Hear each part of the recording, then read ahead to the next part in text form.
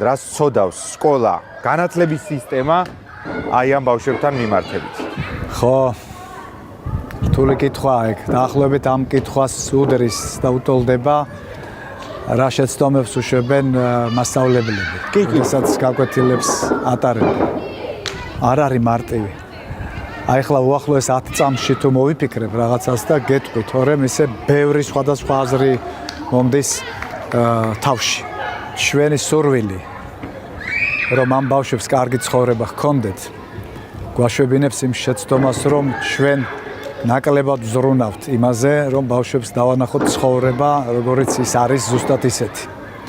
და ეს ხანდახან იწვევს ხოლმე ობიექტური ხედვის ნაკლებობას.